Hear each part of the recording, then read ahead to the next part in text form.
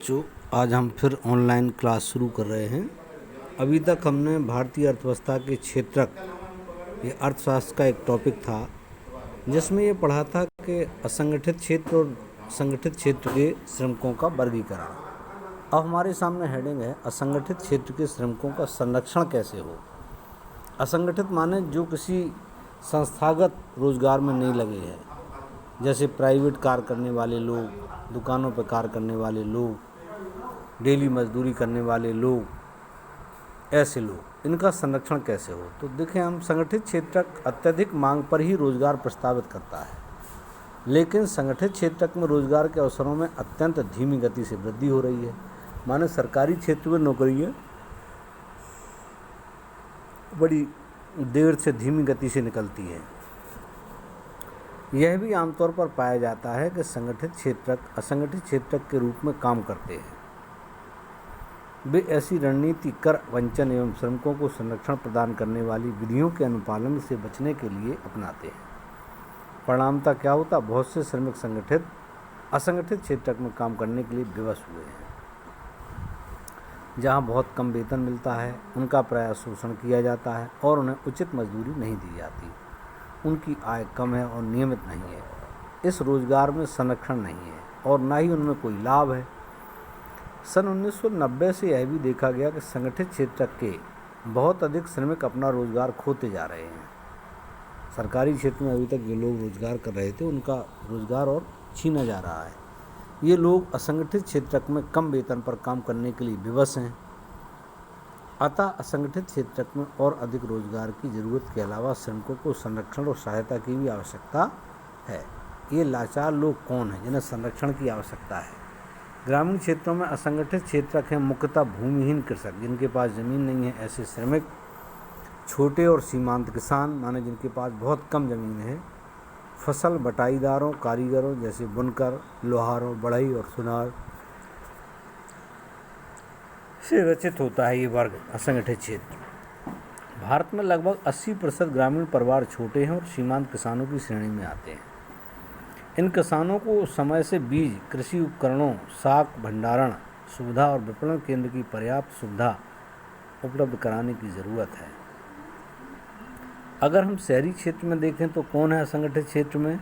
इसमें है लघु उद्यमों के श्रमिक, निर्माण माने जो रोज बिल्डिंग बनाने वाले कारीगर, लेबर, व्यापार और परिवहन में कार्यरत आकस्मिक श्रमिक और सड़कों पर विक्रेता का काम करने वाले लोग, सिर पर बोझा ढोने वाले श्रमिक, वस्त्र निर्माण करने वाले और कबाड़ उठाने वालों से बनता है। लघु उद्योगों को भी कच्चे माल की प्राप्ति और उत्पाद के विपणन के लिए सरकारी मदद की आवश्यकता होती है। आकस्मिक श्रमिकों को शहरी और ग्रामीण क्षेत्रों में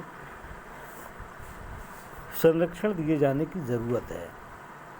अतः हम यह भी पाते हैं कि बहुसंख्यक श्रमिक अनुसूचित जाति, अनुसूचित जनजाति और पिछड़ी जातियों से हैं जो असंगठित क्षेत्र में रोजगार करते हैं। ये श्रमिक अनियमित और कम मजदूरी पर कार्य करने के अलावा सामाजिक भेदभाव के शिकार भी है। अतः आर्थिक और सामाजिक विकास के लिए असंगठित क्षेत्र के श्रमिकों को संरक्षण और सहायता की ज़रूरत है।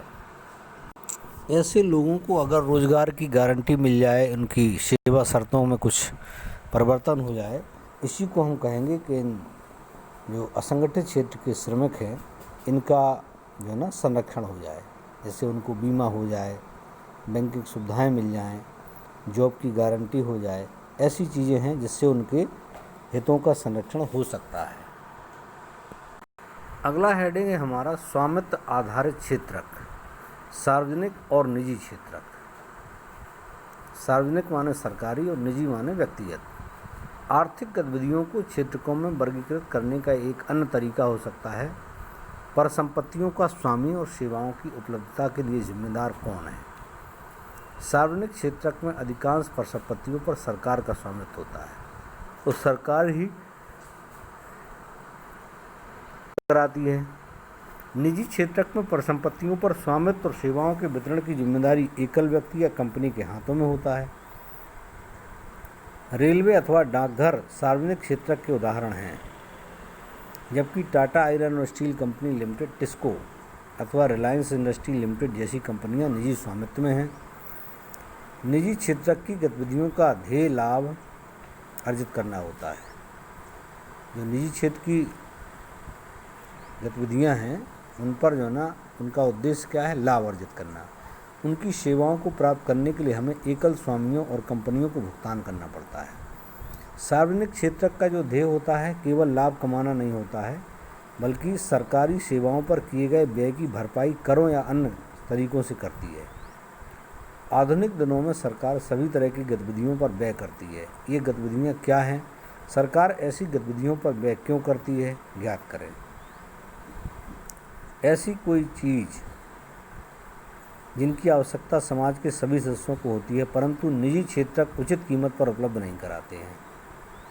जैसे रेल सेवा है, इसकी पूरे देश के लोगों को ज़रूरत है, अमीर गरीब सबको ज़रूरत है। जबकि अगर ये प्राइवेट हाथों में होगी तो निश्चित इसकी कीमत किराया बहुत ज़्यादा होगा। अभी कुछ ट्रेनें हमारे यहाँ शुरू हुई हैं जिनमें हम देखेंगे उनका किराया बहुत ज़्यादा है, जबकि जो सरकारी क्षेत्र की ट्रेनें हैं उनका किराया बहुत कम होता है। इनमें से कुछ चीज़ों पर बहुत अधिक पैसे खर्च करने पड़ते हैं जो निजी क्षेत्रों की क्षमता से बाहर होते हैं। इन चीज़ों का इस्तेमाल करने वाले हज़ारों लोगों से पैसा इकट्ठा करना भी आसान नहीं है।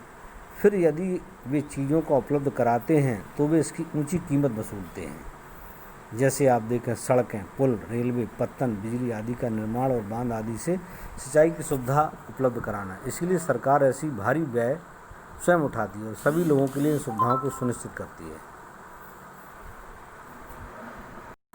कुछ गतिविधियां ऐसी हैं जिन्हें सरकारी समर्थन की ज़रूरत पड़ती है। निजी क्षेत्र उन उत्पादनों अथवा व्यवसायों को तब तक जारी नहीं रख सकते जब तक सरकार उन्हें प्रोत्साहित नहीं करती। जैसे उत्पादन मूल्य पर बिजली की बिक्री से बहुत से उद्योगों में वस्तुओं की उत्पादन लागत में वृद्धि हो जाएगी, इसलिए सरकार बिजली की उत्पादन लागत कम रखती है।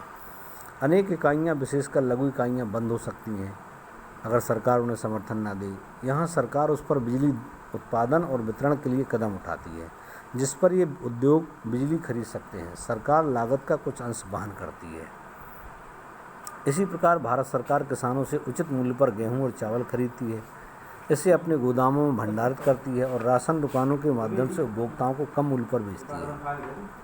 आपने कक्षा 9 में खाद्य सुरक्षा अध्याय के बारे में पढ़ा था। सरकार लागत का कुछ भाग वहन करती है। इस प्रकार सरकार किसानों और उपभोक्ताओं दोनों को सहायता पहुंचाती है। अधिकतर आर्थिक गतिविधियां ऐसी हैं जिनकी प्राथमिक जिम्मेदारी सरकार पर है। इन पर व्यय करना सरकार की अनिवार्यता है। जैसे सभी के लिए स्वास्थ्य, आप देखोगे जगह जगह जिला अस्पताल, सरकारी अस्पताल जिन्हें हम खैराती अस्पताल भी कहते हैं, जगह जगह खुले हुए हैं। स्वास्थ्य सुविधाएं गांव-गांव में हर जगह आप देखोगे, primary school, junior high school, सरकारी इंटर कॉलेज, डिग्री कॉलेज। हमने पहले अध्याय में कुछ गतिविधियों पर विचार किया। समुचित ढंग से विद्यालय चलाना और गुणात्मक शिक्षा विशेषकर